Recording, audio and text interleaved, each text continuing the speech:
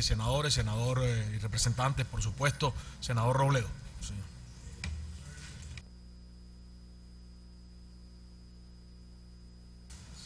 Sí, gracias, señor presidente. A ver, como se sabe, el Polo Democrático Alternativo no tiene vocero en estas comisiones, pero por supuesto que es un tema que nos interesa. Estamos hablando de una plata enorme, ¿no? Estamos hablando de una capitalización del orden de 3,5 billones de pesos que tendría que poner pues el Estado colombiano, nuevos. Y estamos hablando de que las cuentas fallaron por lo menos como en medio billón de pesos al año, más o menos en números redondos. O sea, las cosas salieron mal por lo menos en medio billón de pesos al año. Entonces, pues es obvio que este es un tema pues que el Polo tiene que digamos, mirar si, digamos, no con todo el tiempo de quienes son miembros de esta comisión, si nos interesa, por supuesto. Ahora, yo personalmente vengo estudiando este caso de Telecom desde por allá, desde los años 90, son muchos los artículos que he escrito, las conferencias, hice un debate largo cuando la privatización en la plenaria del Senado. Y entonces voy a hacer como una primera, voy a ser muy breve, señor presidente, como una primera aproximación al tema de cuáles son nuestras preocupaciones en este tema. Decir primero que este es un debate de 20 años, por lo menos, porque es el debate de las privatizaciones al final, ¿no? Privatizar es muy bueno, dijeron unos, otros dijimos, no, eso no es así como lo pintan. Y estamos en ese debate de todo ese tiempo. Hoy estamos descubriendo un lío de proporciones descomunales en una cosa que, repito, no debería haber sucedido, supuestamente. Este es un proceso que vale la pena mencionar en este caso. Telecom, cuando empieza toda esta historia, era una gran empresa.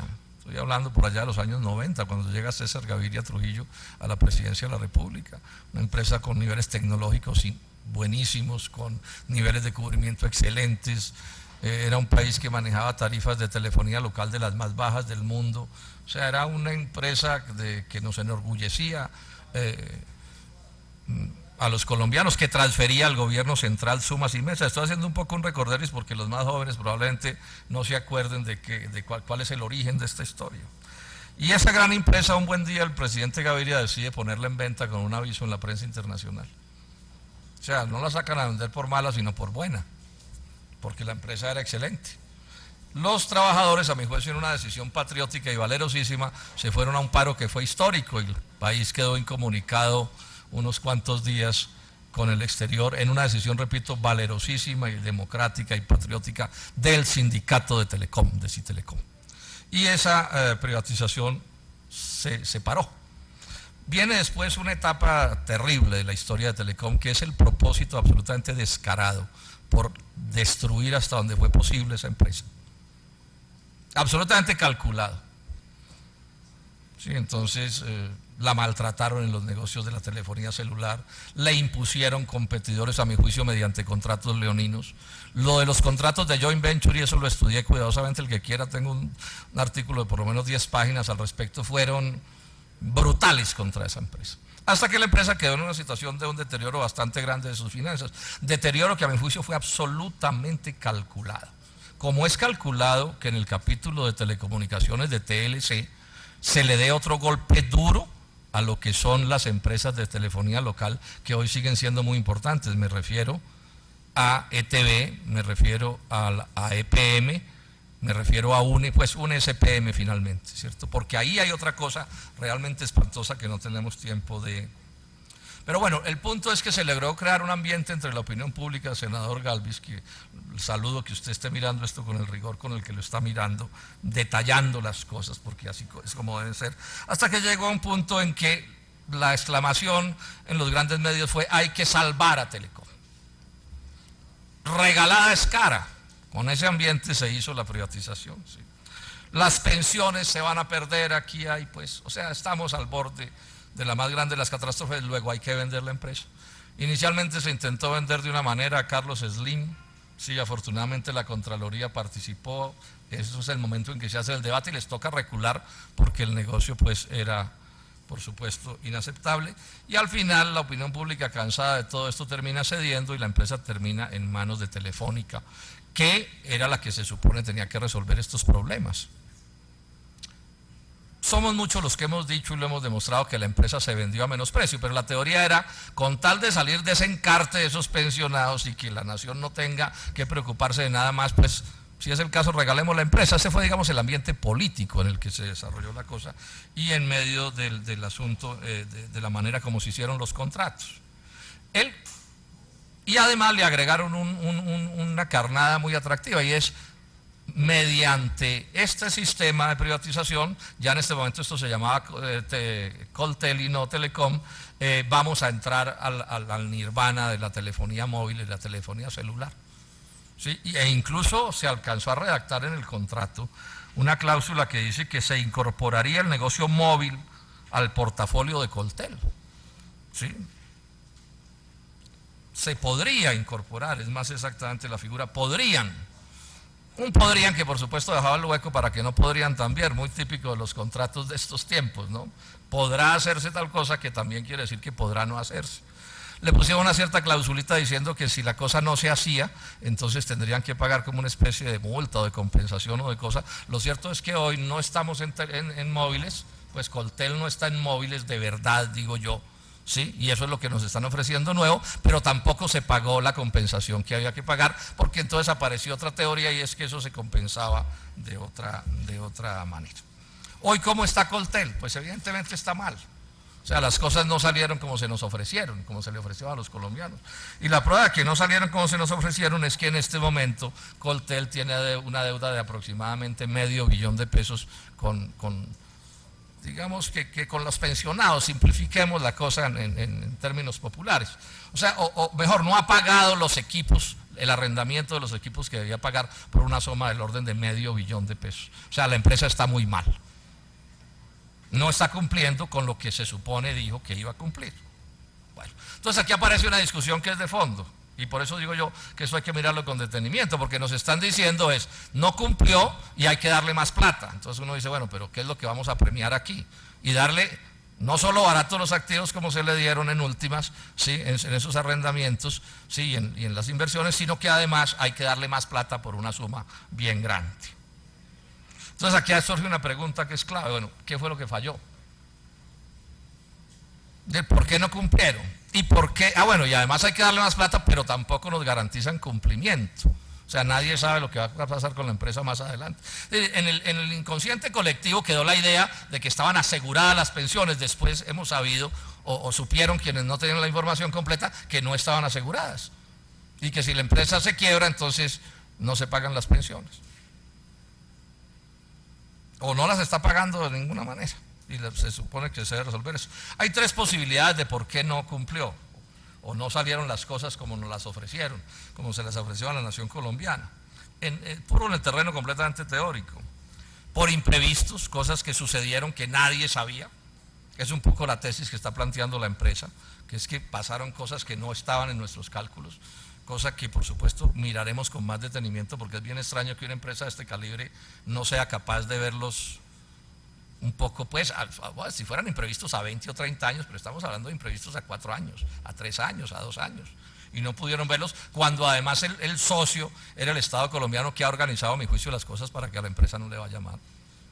Otra posibilidad es que sean errores, negligencia, simple incapacidad, no son capaces de manejar esta cosa bien manejada.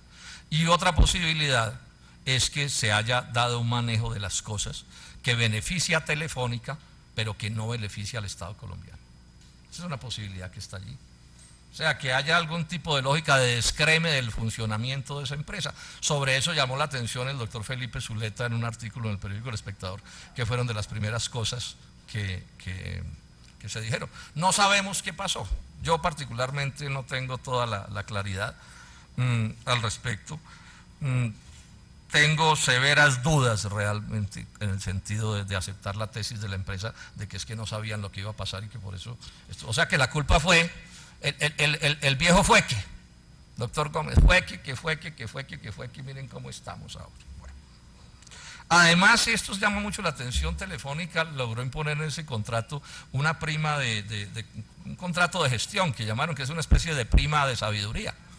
O sea, Telefónica en lo que hoy está vigente tiene derecho a ganar por el 52% de las acciones, gana la gerencia porque Telefónica tiene todo el control y sus gerentes y todo lo que tiene que ver pues con los ingresos que se derivan de la gerencia y de las posibilidades de contratar con sus subsidiarias y afiliadas, etcétera, lo tiene todo, pero además le pagamos otra cosa más, que se llama un contrato de gestión, o sea, le pagamos por su sabiduría, lograron separar lo que saben los gerentes de los propios sueldos de los gerentes, que se supone que es una sola y una misma cosa. Pero lo grave es que los resultados, porque bueno, yo soy de los que he dicho, si las cosas salen bien, pues cualquier gerencia, por costosa que sea, puede ser aceptable, pero si salen mal, hasta la gerencia pues mal paga de salario mínimo resulta ser, por supuesto, bien discutible lo que se gana. Y no estamos hablando de poca plata, entre el 2006 y el 2009 son más de 200.000 millones de pesos que se le ha pagado a Telefónica simplemente por el hecho de que se supone sabe unas cosas que el Estado colombiano no sabe. Y los resultados, pues por supuesto, son bien discutibles. En el tema de la solución, y ya voy a terminar, he dicho que voy a ser muy breve en esta intervención, simplemente planteo, esto es como una especie de abrebocas para otro día, cuando ya se presenten las ponencias y tengamos más información al respecto de lo que está pasando. Hay una preocupación muy grande, que yo creo que es cierta, de parte de otras empresas de teléfonos en Colombia, particularmente UNE, y es que la solución que entre comillas se le termine dando a esto resulte ser una solución donde sufran otros patrimonios públicos, o sea, que por, en teoría, resolver el problema del patrimonio público que está involucrado en los activos de esa empresa y en el pasivo pensional, la solución termine, por ejemplo, golpeando, y esa es una amenaza cierta, a UNE, para poner un caso, a ETB, para poner otro caso, porque se termine configurando un descomunal monopolio en este país, a partir, o un duopolio, para usar esa palabra que no me suena, preferiría usar la idea del monopolio, o sea, que por un lado quede Comcel con toda una cosa inmensa y por otro lado quede Movistar con otra cosa inmensa, porque la solución que están ofreciendo es, además de poner la plata que hay que poner, asociar con Movistar, pues, o con alguna, pero seguramente es con Movistar, todo indica que es en ese sentido. Aquí, señor ministro de Hacienda, esto hay que mirarlo con detenimiento y usted tiene que darle explicaciones al respecto. ¿Qué va a pasar con este negocio, con el resto del patrimonio público involucrado en este asunto? Porque, ¿cuál es parte del problema? Porque como el libre comercio no existe sino en los libros de texto y eso que en la primera página, porque la segunda desaparece.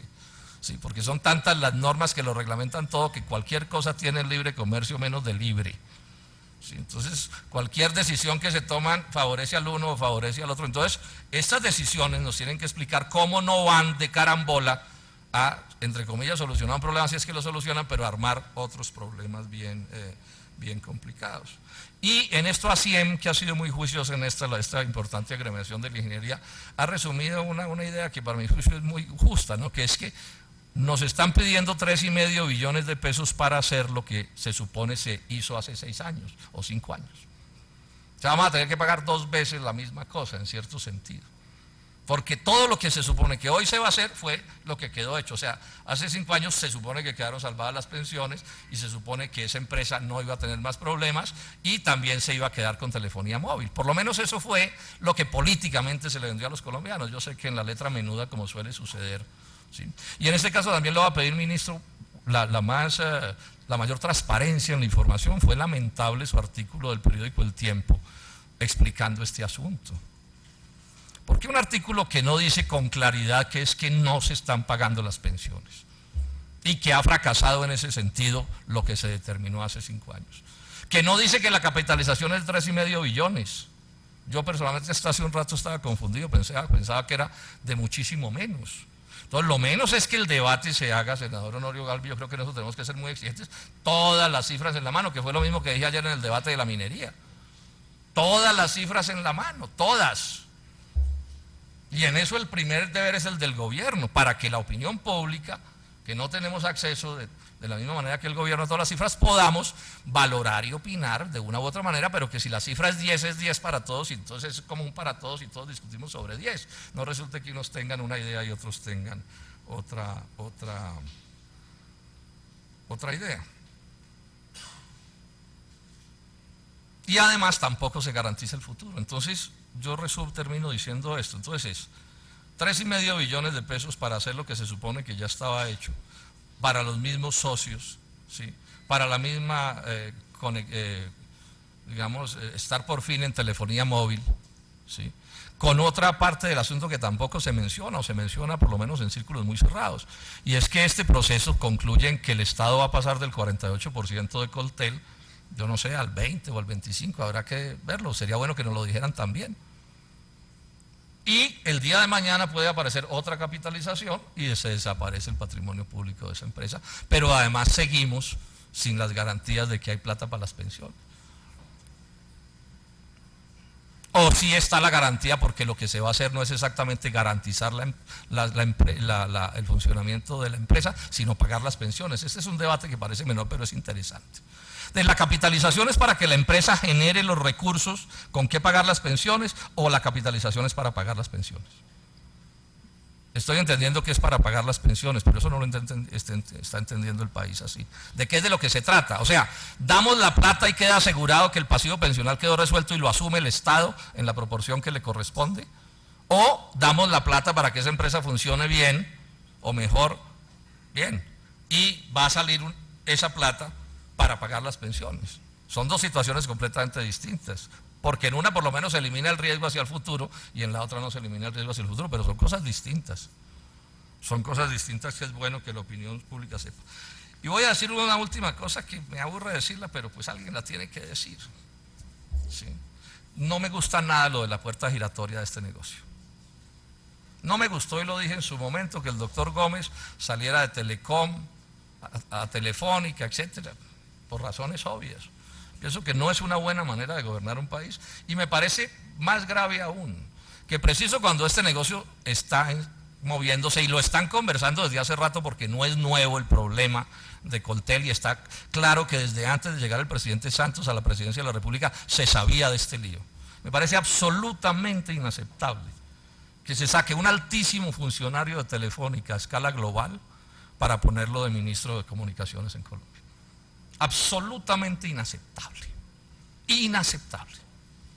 Así me traigan la certificación del Espíritu Santo, ministro, dando certeza de todo lo que ustedes quieran con respecto a ese funcionario. Hago la misma pregunta que dice cuando dejaron al director de SLAS, que está subyúdice o estaba subyúdice por tantas cosas. Decía, entre los 9 millones de santistas, el único que se podía poner en la dirección del Ministerio de Comunicaciones, que tiene que ver con este negocio, así no venga. ¿O es que esto que se está haciendo no está amarrado a decisiones de tipo técnico que tienen implicaciones económicas, sea preciso un hombre de Telefónica? ¿Entre 9 millones de colombianos? Yo dejo mi constancia de que ese es un pésimo estilo para gobernar un país. Y ese es un debate que hay, lo acaban de hacer, ustedes conocen el artículo, lo acaba de explicar el ministro de Hacienda, doctor Echeverry, está planteado en The Economist, que es un debate de una de las más importantes asociaciones de economistas en Estados Unidos, que no es idéntico, pero el caso es el mismo. Allá, ¿qué es lo que se está discutiendo? Bueno, los profesores universitarios que se aparecen ante el mundo como académicos, pero están en el mundo de los negocios, ¿deben contar que están en el mundo de los negocios o no? Porque la preocupación es obvia, representante, y es: sus decisiones académicas y sus opiniones académicas no están influenciadas por su faltriquera, por su billetera.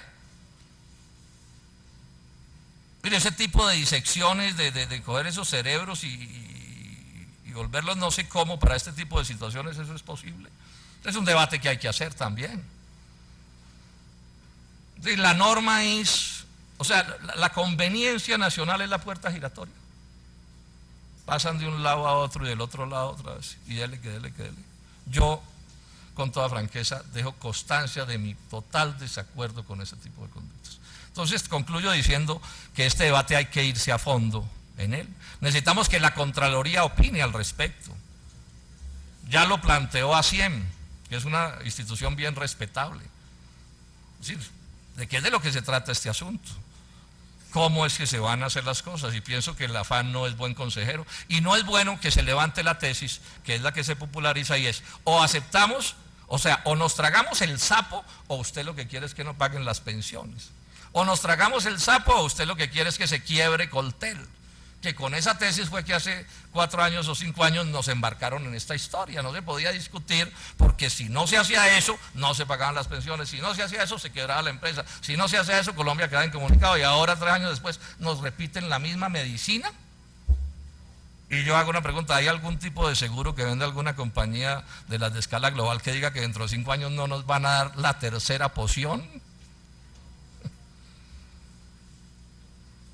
Esta es, pues, digamos, la primer tanda de preocupaciones que tengo al respecto, y otro día miraremos cosas con mayor detalle, porque como se están haciendo las cosas, está bien, hay que mirar con todo detenimiento. Yo le insistiría, se lo dije ahora al doctor Gómez, yo quisiera un documento muy claro de Telefónica, donde con todo detalle nos demuestre que lo que sucedió fue un imprevisto, de verdad. O sea, que nos lo demuestre que no se podía calcular lo que iba a pasar, para que esto se pueda, digamos, explicar como que nadie tuvo la culpa. ¿Y quién tuvo la culpa? Nadie tuvo la culpa. O el tuvo la culpa. ¿Quién tuvo la culpa? Son cosas que, por supuesto, hay que aclarar en estos debates. Muchas gracias, señor presidente. Senador.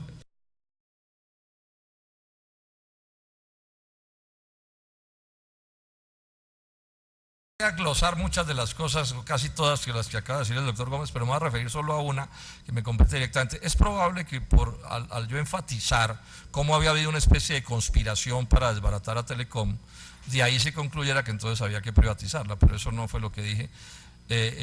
Y si se entendió mal, pues precisemos, porque precisamente mi debate en su momento, y aquí tengo todos los documentos, es que esa privatización de Telecom era innecesaria. Y la vida me da la razón. O sea, no era necesario hacer lo que hicieron. Esa empresa había podido seguir funcionando y resolver sus problemas sin necesidad de esa privatización. Yo en esos días, aquí tengo el texto del debate, ¿no?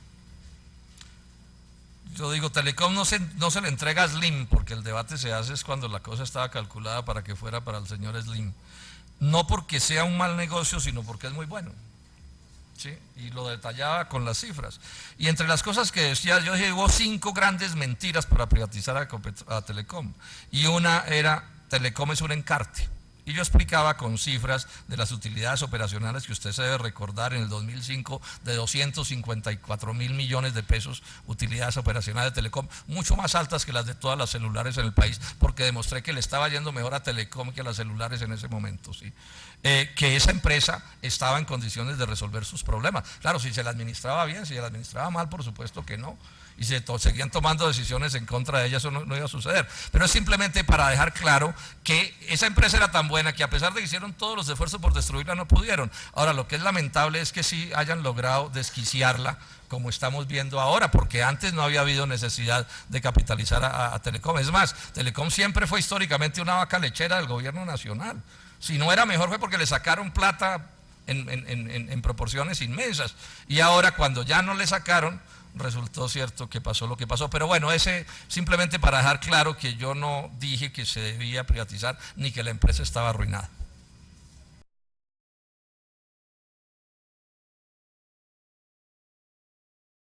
Mirar si, digamos, no con todo el tiempo de quienes son miembros de esta comisión, sí nos interesa, por supuesto. Ahora, yo personalmente vengo estudiando este caso de Telecom desde por allá, desde los años 90, son muchos los artículos que he escrito, las conferencias. Hice un debate largo cuando la privatización en la plenaria del Senado. Y entonces voy a hacer como una primera, voy a ser muy breve, señor presidente, como una primera aproximación al tema de cuáles son nuestras preocupaciones en este tema. Decir primero que este es un debate de 20 años, por lo menos. Estamos hablando de una capitalización del orden de 3,5 billones de pesos que tendría que poner pues el Estado colombiano, nuevos. Y estamos hablando de que las cuentas fallaron por lo menos como en medio billón de pesos al año, más o menos en números redondos. O sea, las cosas salieron mal por lo menos en medio billón de pesos al año. Entonces, pues es obvio que este es un tema pues que el Polo tiene que, digamos, porque es el debate de las privatizaciones al final, ¿no? Privatizar es muy bueno, dijeron unos, otros dijimos, no, eso no es así como lo pintan. Y estamos en ese debate de todo ese tiempo. Hoy estamos descubriendo un lío de proporciones descomunales en una cosa que, repito, no debería haber sucedido supuestamente. Este es un proceso que vale la pena mencionar en este caso. Telecom, cuando empieza toda esta historia, era una gran empresa. Estoy hablando por allá de los años 90, cuando llega César Gaviria.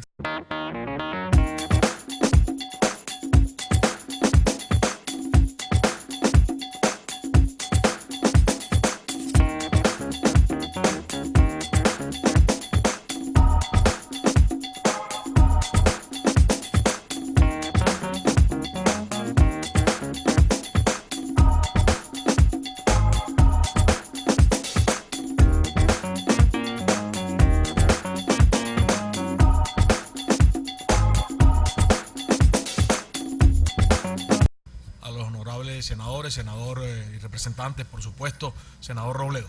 Sí.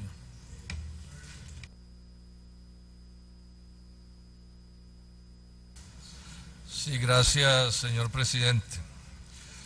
A ver, como se sabe, el Polo Democrático Alternativo no tiene vocero en estas comisiones, pero por supuesto que es un tema que nos interesa. Estamos hablando de una plata enorme, ¿no?